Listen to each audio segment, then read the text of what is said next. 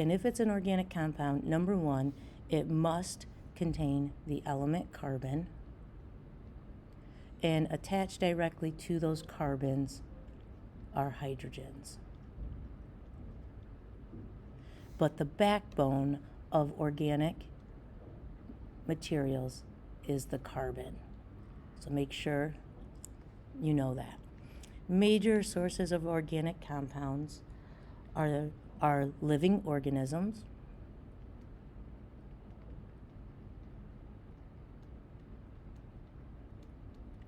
including plants and animals. And now the remains of once living.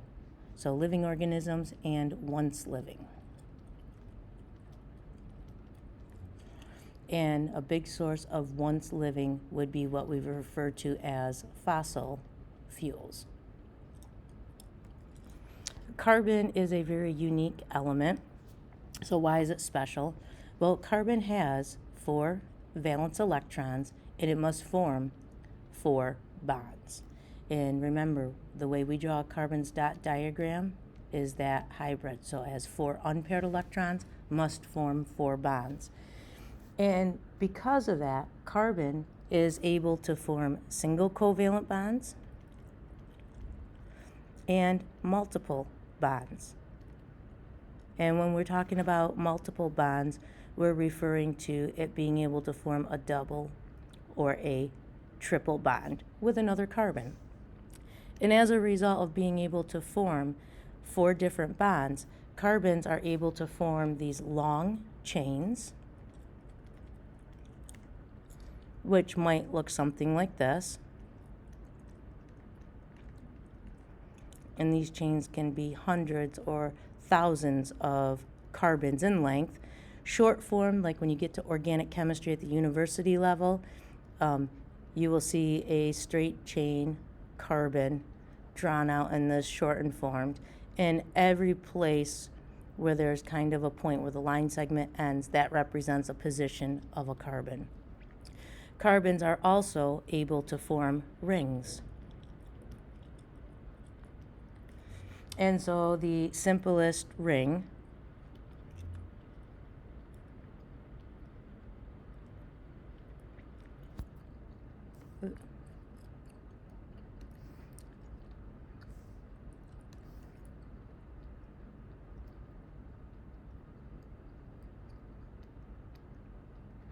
is something like this. And every carbon can also still form 2 more bonds.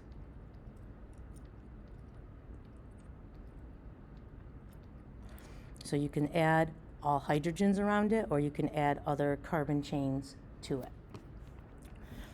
General properties of organic compounds. Organic compounds, as a very general rule, they tend to be non-polar molecules. So think of our O-SNAP. Because they are generally nonpolar, it's because they are symmetrical molecules. So because of that, organic compounds, as a general rule, they tend to be insoluble in water, meaning that they don't mix or dissolve. So they don't mix or dissolve in water. They separate from the water. However, organic compounds tend to be soluble,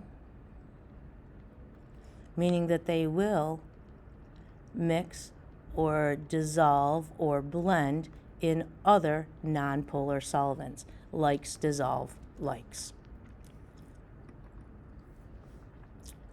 Now, organic materials, they tend to be non-conductors of electricity because they do not have mobile charges of any type. They have no mobile electrons.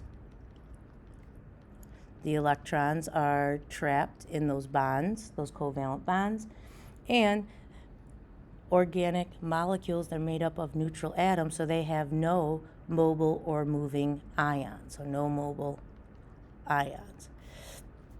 When you compare the melting points of the average organic material to metals or an ionic salt, overall they tend to have low melting points. And the reason that they have low melting points is due to the weak intermolecular forces. Most nonpolar organic molecules, the only type of attraction between the molecules is that van der Waals or London dispersion. Organic molecules, because they have those weak IMFs, they tend to have high vapor pressure, meaning that they are very volatile, which means they readily change from a liquid to a gas with very little energy.